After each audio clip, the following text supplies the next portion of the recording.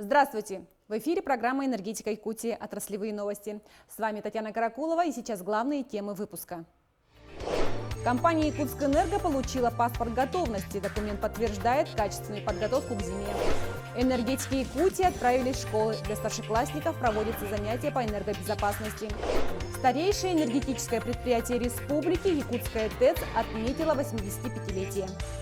Генеральный директор Якутскэнерго Алексей Стручков ответил на вопросы телезрителей во время прямого эфира на канале «Россия-24». Разговор продолжался около получаса. За это время удалось обсудить многие интересующие темы, в том числе про отключение электроэнергии, которые в основном связаны с работами по присоединению новых потребителей. В текущем году мы уже на 5% снизили количество плановых отключений, что, я думаю, наши потребители должны были почувствовать. И, кроме этого, мы стали применять для технического обследования наших линий электропередач, которые в основе своей расположены, например, в гористой или в лесном массиве, дроны. И, соответственно, это позволяет нам не отключать линии электропередач на период этого технического осмотра. И, кроме этого, в рамках плановых отключений мы стараемся проводить уже целый комплекс работ для того, чтобы за одно отключение провести несколько видов ремонтных работ. И это, в принципе, позволяет, вот как я уже сказал, снизить количество плановых отключений и, соответственно, минимизировать те издержки, которые чувствуют наши потребители.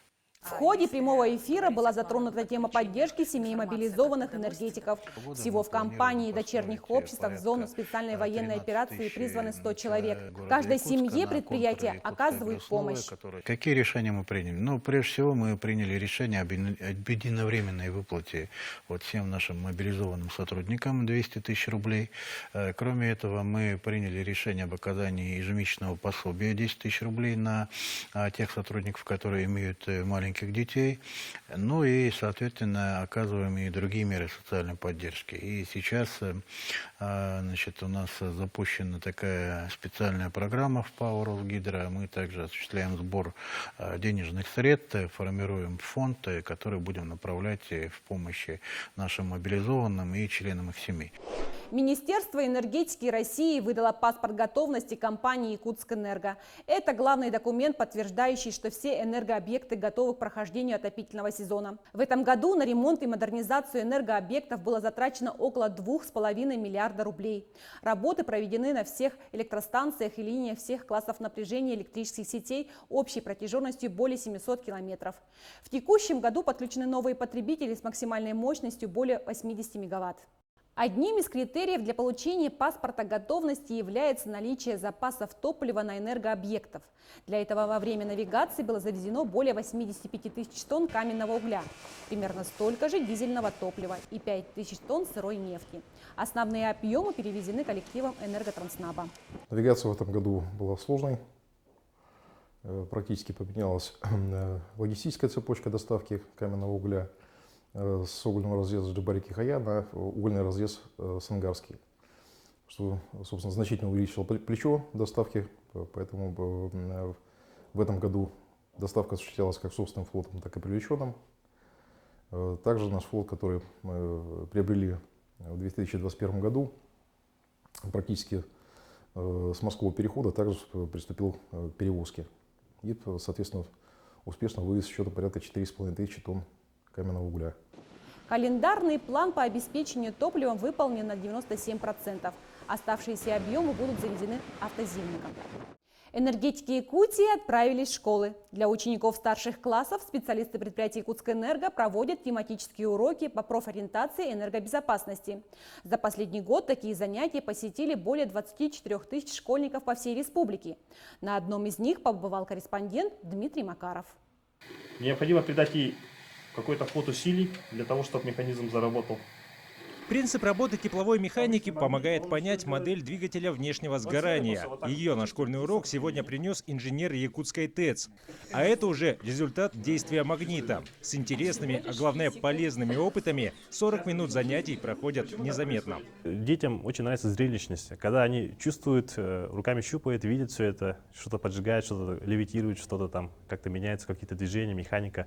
Это им нравится, запоминается, и они, в принципе, немножко теории, немножко практики, и это все в совокупности все все так и происходит. Такие тематические уроки в средних школах сотрудники Якутскэнерго проводят регулярно. Занятие разделено на две части. Одна посвящена профессиональной ориентации, другая – профилактике детского электротравматизма. Школы идут нам навстречу. Это, конечно, благодаря нашему такому плотному, серьезному взаимодействию с Министерством образования и науки нашей республики. У нас заключено соглашение, в рамках которого мы утверждаем ежегодно организационный план мероприятий. Ну и также нас приглашают и даже помимо наших планов, потому что знают, какие занятия хорошие, качественные проводят наши сотрудники. Каждое слово спикеры подкрепляют мультимедийными презентациями. Например, этот ролик с ЧП на центральной подстанции. В 2014 году подросток проник на запрещенный объект и получил травмы. Очевидные вещи приходится объяснять регулярно. И такие встречи с учениками без преувеличения жизненно важные. Энергия-то вокруг нас, электричество и так далее. И, конечно, к сожалению, мы тоже сегодня это увидели, да, что у нас бывают ситуации, когда могут обратиться или пойти не туда, куда нужно. Поэтому предупредить – это очень хорошо. Подобные занятия энергетики проводят в школах по всей республике. В основном для учащихся 9-11 классов. Только за прошедший год лекции посетили 24 тысячи детей. Одним они помогают уберечься от травм, другим выбрать лучшую профессию, которая никогда не потеряет своей актуальности.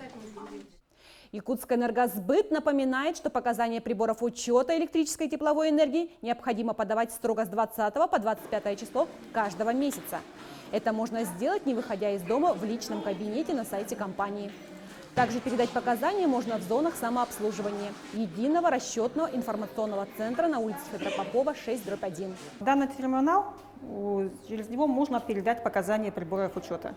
Показания у нас принимаются строго с 20 по 25 число каждого месяца. Подошел клиент, кнопку вводит свой лицевой счет, и показания автоматически поступают в базу данных. Также передать показания можно через ящик приема показаний. Да. То есть клиент приходит, заполняет бланк, где он указывает свой лицевой счет, адрес, показания текущие, сбрасывает в ящик, и мы потом сами уже своими руками разносим. Единый расчетный информационный центр – это современный офис, в котором задействованы самые передовые разработки в сфере обслуживания клиентов. Работает электронная очередь, а потребители обслуживают по принципу «единое окно». Просторный зал разделен на несколько зон, включая детский уголок. Особое внимание к маломобильным гражданам. В терминале электронной очереди у нас появилась новая функция для клиентов с ограниченными возможностями. То есть если клиент нажмет «Оплата» либо «Консультация клиентов с ограниченными возможностями», их обслужат вне очереди. Чтобы избежать очередей, разработан график загруженности клиентского зала. На основе статистики определены часы и даже дни месяца, которые наиболее удобны для посещения офиса. Минимальное время ожидания помечено зеленым цветом. Якутскэнерго приняло участие в географическом диктанте. Предприятие впервые зарегистрировало собственную площадку, которой стал учебно-производственный центр. Ведущим диктанта выступил инженер-инструктор Евгений Ладиков. За 45 минут участники, среди которых 20 энергетиков, ответили на 40 вопросов. Теперь все с нетерпением ждут результатов, которые будут объявлены в конце ноября. Старейшее энергетическое предприятие республики Якутская ТЭЦ отметило 85 лет. 7 ноября 1937 года здесь в работу был пущен первый турбоагрегат.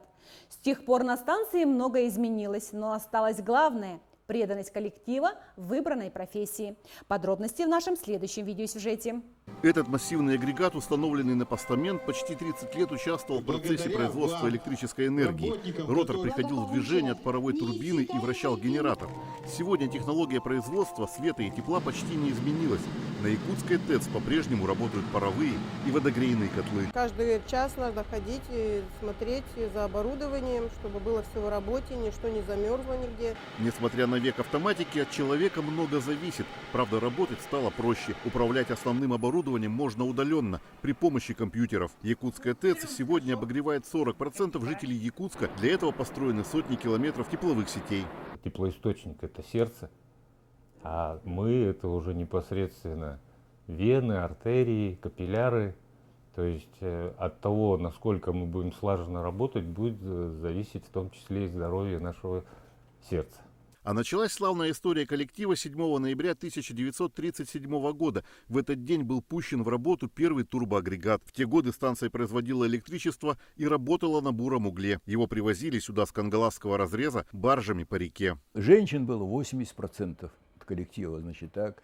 Женщины работали на разных участках работы, вплоть начиная и на углеподаче, тяжелейший труд, значит, в котельном цехе, в турбинном цехе, значит, так. Вот эти все посты занимали женщины. Этот водогрейный котел 1974 года выпуска, несмотря на возраст, один из самых высокотехнологичных. Все параметры работы контролируют датчики, а информация выводится на экран дежурного. Коллектив предприятия идет в ногу со временем.